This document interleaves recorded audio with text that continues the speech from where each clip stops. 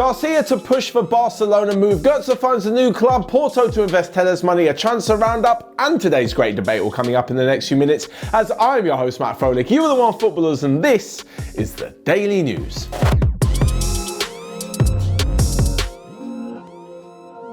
So first off, and although the transfer window has just shut, Eric Garcia of Manchester City is already looking forward to pushing through a move to Barcelona because at the moment he's pretty pissed off. On transfer deadline day, the former Barcelona man wanted to secure a move to his former club. Ronald Koeman wants the 19-year-old. Pep Guardiola's made a few defensive signings, meaning that Garcia might not get as much of a look in, especially after being left out the squad to face Leeds, but Manchester City held firm for an extra €2 million.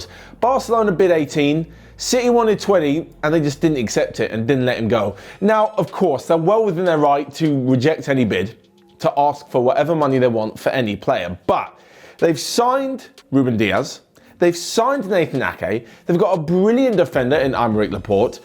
Garcia doesn't want to be there. He's told the club he's got 1 year left on this deal. They're not going to make much money for him. So what on earth is the point of having him in the squad for the next, few months? That's it?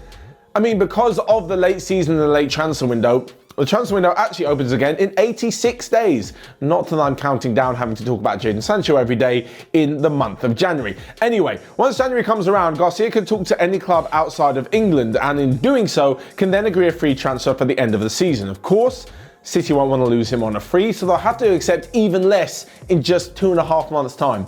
Doesn't really make sense to me, and I can see why Garcia is a little bit annoyed, but you can probably expect that to be one of the first deals done when the transfer window does reopen on January the 1st. But talking of other transfers and a free transfer which has been completed, and that is Mario Gotze, World Cup winner, former Bayern Munich and Dortmund star who now plays for PSV in the Eredivisie. Now, the midfielder said that he is looking forward to this transition. It will be a comfortable one, and honestly, I can see him being a big success. He's only 28 years old.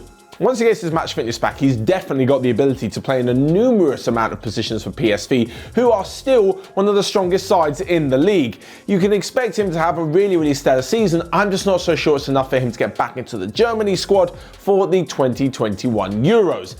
Anyway, the reason he's on a free deal is that Dortmund wouldn't pay him enough money. Now, there haven't actually been official numbers released of how much he's being paid at PSV, but one would kind of guess that whatever money he didn't get at Dortmund, there's no way PSV are going to be able to stump that up. I mean, last season he reportedly wanted 10 million a year, which is why Dortmund didn't renew his contract.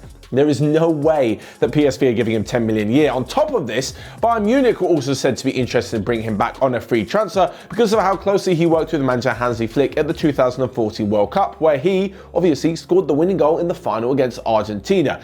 This doesn't really look like an odd deal from the outset, but it could go one of two ways. Either he can sink down to the level, or he'll be absolutely fantastic in the Eredivisie, and I think it's going to be that one. Next up though, and to Porto, and honestly we don't talk much about Portuguese football on this channel, so I thought I'd give them a massive shout out for having a wonderful summer's worth of business, and it's concluded with 3 brilliant loan deals from the Premier League. So, as well as a few ingoings and outgoings for smaller amounts of money in terms of the greater transfer window, not necessarily in Portuguese football, they did manage to bring in some big money towards the end of the window. Alex Telles signed from Manchester United for €15 million, and on top of this, €40 million was brought in from Fabio Silva from Wolves. With this €55 million, it now means that they can obviously pay for transfers, but now the transfer window's shut, but they were able to pay loan fees and high wages for Premier League quality players. Last season's champions in the Portuguese division are now straight into the Champions League group stages against the likes of Manchester City, Olympiacos and Marseille, and honestly, with these new additions, I think they got a chance of making it through and maybe having a little bit of a run in the competition. The first one, Marco Grujic from Liverpool, a quality player who Liverpool don't want to lose but aren't really getting the money offered that they want. In fact, a few Bundesliga clubs wanted to take him on loan but couldn't afford the loan fee, hence where Porto's money comes in handy. He's the first one, a quality player. Another player that's joined is Malang Sarr, who just joined Chelsea on a free transfer, but with so many centre-backs at the club at the moment, it's probably best that he goes and finds first-team football. What better place for 2 youngsters to find first-team football than at Porto, who are playing at the highest level in the Champions League and getting used to the big games? And the other one is Felipe Anderson. Honestly, West Ham signed him for so much money. I believe it was like £47.5 million from Lazio. I think that was the deal. That's an insane amount of money for someone who at Lazio in Serie A was a really good player. He's got game-changing abilities. To me, he just looks lazy.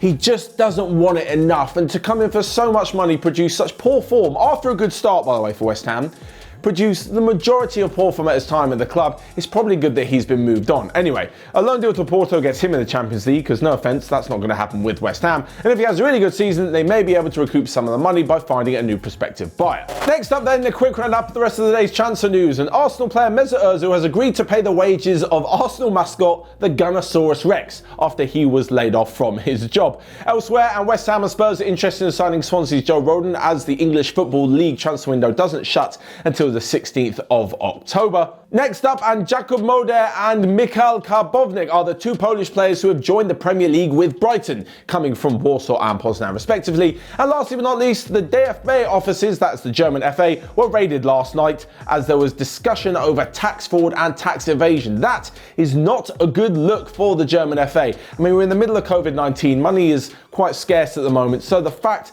that one of the best and biggest FAs in the world is being investigated for tax fraud, yeah, not a really good look for the Germans. Lastly but not least, then we come to this week's great debate. This is where the guys in the OneFootball newsroom pose a question to all of you, and you can find my answer and their answer in the relevant article in the OneFootball app. But for the comment section, keyboards at the ready. We want to know, in your opinion, who has had the best transfer window.